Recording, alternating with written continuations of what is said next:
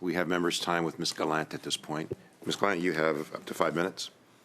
Thank you, Mr. Chairman. The CAF members with whom I've spoken who tried to seek justice after sexual assault are not presented with the choice of using the civilian system versus the military system. I can think of a specific case. So is it the initial reporting to the chain of command or the military police that directs them to the military system versus civilian? Because I can think of a case in particular where the victim did approach the OPP but was refused. She was told JAG was in charge, that she had subjectively consented that the case be held through the military.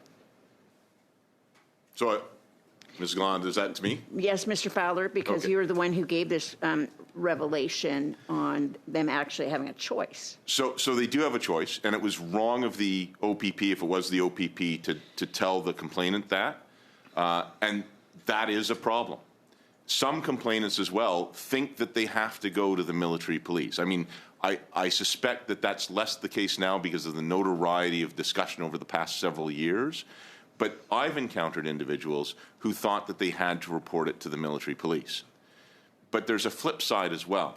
There's people who are now being told that they need to report it to the civilian police, but insist on reporting it to the military police because they would rather it go to the military police. And there are any number of reasons why a complainant, for good reasons or bad reasons, why they would want the military police to investigate. So if we've got civilian police forces in a circumstance where there is concurrent jurisdiction, as there is now, if we've got civilian police forces telling complainants and survivors they can't bring it to a civilian police force, then yes, I absolutely agree action needs to be taken to ensure that they're not misinforming complainants and survivors. But that doesn't mean that Bill C-11 is a solution, because all Bill C-11 is doing is depriving them of the option of going to the military chain of command. And remember, Bill C-11 will take away the jurisdiction of the Code of Service Discipline. It won't take away the responsibility of the Canadian Forces chain of command to maintain a disciplined force. All it's going to do is remove from them a fundamental tool that they currently use, or until recently, and then they're going to turn to other tools that are ill-suited for that are probably going to abuse the rights of the respondents in those matters and probably not satisfy the complainants either. Okay, so you mentioned that the ultimate problem is the problem of leadership and failure to hold the leadership accountable. Now, if we look to the case of General Vance, it was the refusal of the minister to accept the case, and ultimately we learned it was the executive deniability afforded to the Prime Minister that drew that case to a close. So given the ultimate responsibility for accountability going to the Minister of the government, how could C-11 be changed to encompass that and ensure that the military leadership is held accountable?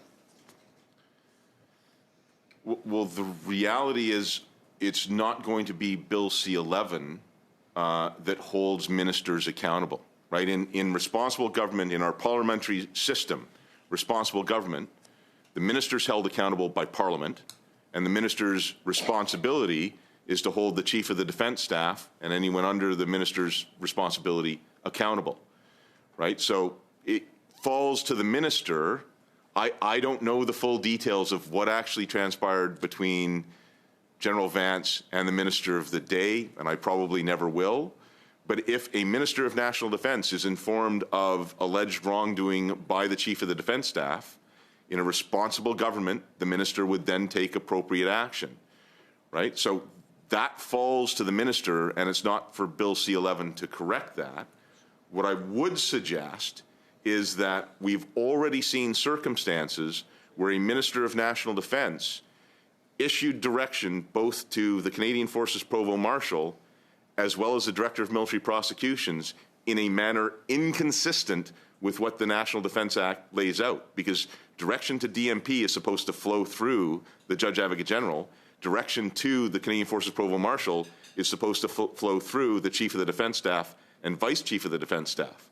And so if we're not holding senior leaders up to and including the Minister of National Defence accountable for their actions and decisions, particularly when they are inconsistent with the National Defence Act, then no legislation is going to do that, because ministers are held accountable by Parliament and by their Prime Minister. Thank you, Mr. Fowler. Thank you, Ms. Gallant. Mr. Mallet, you